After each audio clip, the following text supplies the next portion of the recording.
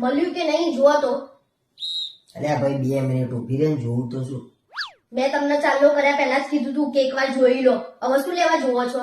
ના ના પણ તું કહું છું જ મને જોઈ લેવા દે ને એને કેટલો ચોલ્લો કર્યો છે. હું તમને કહું છું ને આખો ચોપડો હું મોઢે કરીને બેઠી છું. કોને કેટલો ચાલુ કર્યો ને એ બધી મને ખબર છે. એને કેટલો ચોલ્લો કર્યો છે કે એને 251 ચાલુ કર્યો છે. એનાથી વધારે નીકળે તો મારે તમને 5000 આપવાના. ઓલ્યા જો એને 251 જ ચોલ્લો કર્યો. હું તમને કહું છું ને તમે કોઈ દિવસ મારી વાત માની જા. તમે ડાયા થઈને 1000 ચાલુ કરી દીધો. અરે પણ એના હગા ભાઈએ 1000 ચોલ્લો કર્યો તો મને એમ કહીને 1000 ચોલ્લો કર્યો છે. અરે એનો ભાઈ તો વ્યવહારુ છે. હવે આપણો કોઈ બી પ્રસંગ આવે ને એટલે ચોપડા જોઈને જ જવાનું. પણ એના ત્યાં તમે 1000 ચાલુ કરી આવ્યા છો એનું શું કરશો? એના હમણાં હું જઈને 800 રૂપિયા લઈ આવું છું અને હવે એના ઘેર કોઈ બી પ્રસંગ આવો ને તો 21 રૂપિયા ચોલ્લો કરવાનો. મારો હારો આ બહુ હોશિયાર તાણા 1000 ચોલ્લો લઈને 250 કરી ગયો.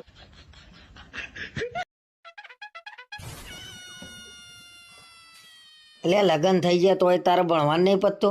મેં લગન પહેલા જ કીધું તું ને કે મારે ભણવાનું બાકી છે એમ. એટલે ભણવાનું હજુ ચાલુ ને ચાલુ પણ મેં તો તને લગન પછી પહેલી વાર જોઈએ ભણતા. તો હવે પરીક્ષા આવી તો હવે જ વાંચવા બેસું ને એમને એમ વાંચવા જ કરું. શેની પરીક્ષા આવી છે પાછી? કોલેજની એક્ઝામ આવી છે એટલે વાંચવા બેઠી છું અને હવે માથું ના ખાવ. એટલે મેં તને ક્યાં પકડી રાખી છે ભાઈ? વાંચ કર ને 12 મહિનાથી શું કરતી હતી? કોલેજની એક્ઝામ 12 મહિને ના આવે 6 મહિને આવે અને ખબર તો પડતી નહીં. ખોટી સલાહો ના આપો. અમે તો કોલેજ જોઈ જ નહીં. તમે તો 10 ભણેલા છો ક્યાંથી કોલેજ જોયું હોય?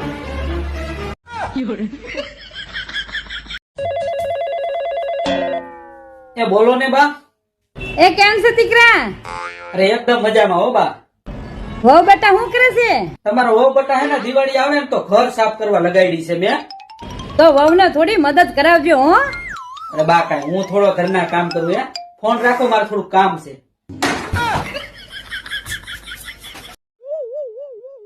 જમવાનું શું બનાવું? છોલે ભટુરે બનાવો આજે. બસ રોજ નવું જ ખાવું હોય છે.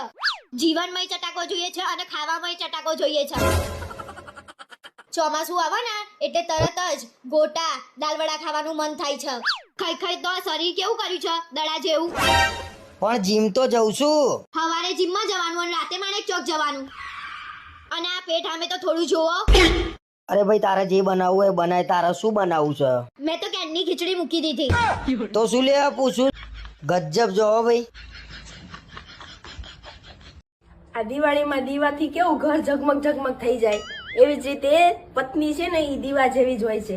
ઘરમાં હોય ને એટલે આખું ઘર ઝગમગી ઉઠે. બોલો તો વિચારું છું કે આવા બીજા 2-3 દીવા લઈ આવું તો મારું આખું ઘર કેવું ઝગમગી ઉઠે નહીં?